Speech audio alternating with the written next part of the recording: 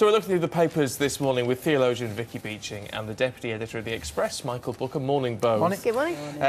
Obviously, the front page is dominated by what's happening in Ukraine. And Vicky, you've picked the Telegraph this morning, the inside pages, looking at some of the possessions which show the reality of what's happened with this crash, with this shooting down. I thought these pictures were incredibly moving, and they really do show the personification of this tragedy. I think as all of the politics gets argued about, you know, on a global scale, the most important thing for us to remember is that real people's lives were lost, and this really brings it home for me in a whole new way. It's seeing, you know, T-shirts, books, the kind of things that people were taking, suitcases sort of broken open and possessions just flung onto the ground, and especially that top one there, I think, with the T-shirt and the suitcase. I mean, it could just so easily be any of us, and you imagine people just setting out for a holiday, for a relaxing time, and the fact that these were people with stories and families and loved ones, and I just think that's crucial that we keep that in mind. This isn't just a news story, it's not just a political event, but these are real people, and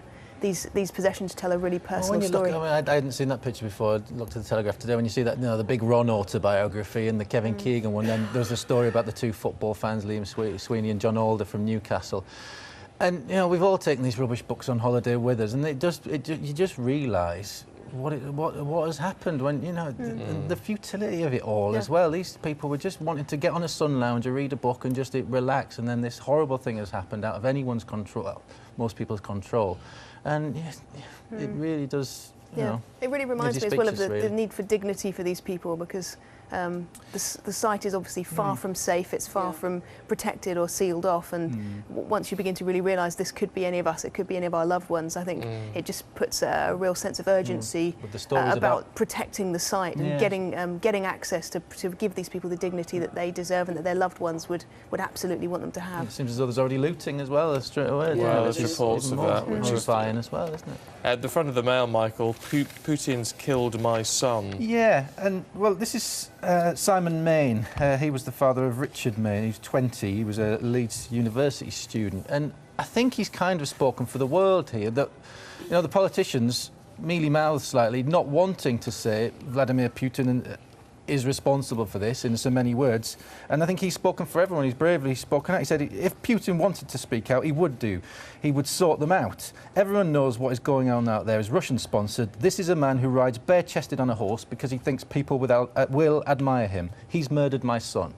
And, you know, we've got politicians, I know they have to be very careful, they don't want to spark off World War III, but I think he's summed it up in one sentence there. Yeah, and actually there's more tributes on the inside page of The Sun this morning, and talk about Richard, and there's a lovely picture of him there. And again, this brings it all back home, and particularly with this young man, a 20-year-old university student. Yeah, it's tragic. With everything ahead of him. Exactly, and I think, again, you see these tributes beginning to come forwards, and the stories of these people's lives. Again, it just really personalises again in a very important way that it's not just a news story. These are amazing individuals with just such heartwarming stories. It's so sad. The little box on the left there, it talks about the distraught dad of a British student killed in Ukraine. It says that he was only flying on this particular airline because he was diabetic, so he needed to stop off en route to Kuala Lumpur, and so they picked this flight because it stopped in Amsterdam just so that he could have a layover.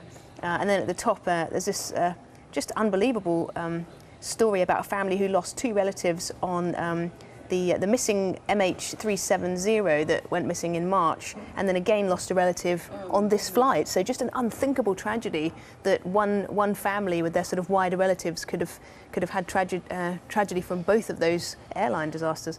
Oh, it's just awful. It is awful. What's the Telegraph saying about all of this? There's a piece by Peter Foster. He's based out in Washington. It's just a really good piece that puts it all into context. Obviously, we're coming up to the commemorations of 100 years of the World War I, and Peter Foster's put it into the context that, you know, we think, you know, we're all linked, you know, internationally now. You know, the EU, we all trade together. we've got this threat of nuclear arsenal that we can fire at each other, so that stops us from having a war. But looking back at what happened at the First World War, and at the moment where we've got the Americans being isolationist, Barack Obama not wanting to get involved anywhere. Meanwhile, we've got the trouble in the Ukraine, we've got Israel, where there's terrible trouble there. We've got what's happening in the Middle East as well, the map being redrawn.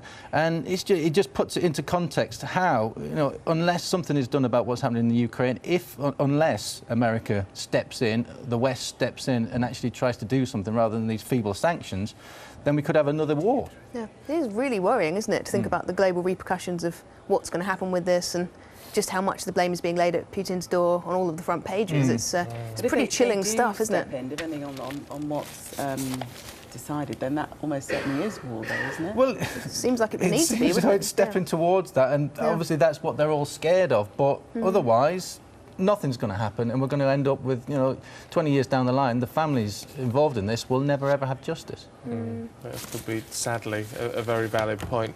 We're out of time this hour, but I know you're back next hour, so we'll look forward to that. But let's get a quick check on the back pages for you this morning with John.